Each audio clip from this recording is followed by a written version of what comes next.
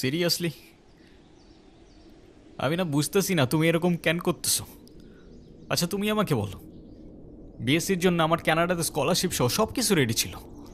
তুমি বললে এখন গেলে নাকি আমি তোমাকে হারাবো, তোমাকে অন্য কোনো ছেলের সাথে বিয়ে দিয়ে দিবে। ওকে ফাইন, আমি সব কিছু ক্যান্সেল করলাম।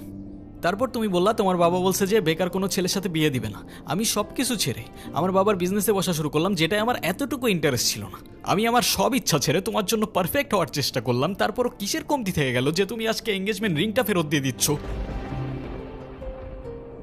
আরে আমাকে কারণটা তো বলো অ্যাটলিস্ট।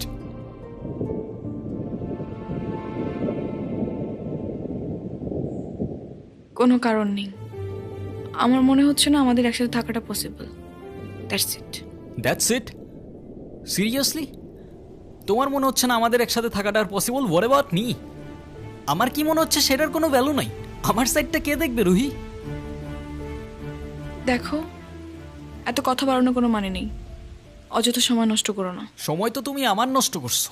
এরকমটাই করার হইলে আমার লাইফটা কেন নষ্ট করলা? ভেঙে ফেলার হইলে সব আগেই ভেঙে ফেলতা, নাকি হুট করে এখন বেটার কাউকে পেয়ে গেছো? তোমার যা ভাবার তুমি তাই ভাবতে পারো, আমার কোনো প্রবলেম নেই। আরে প্রবলেম তোমার থাকবে কেন?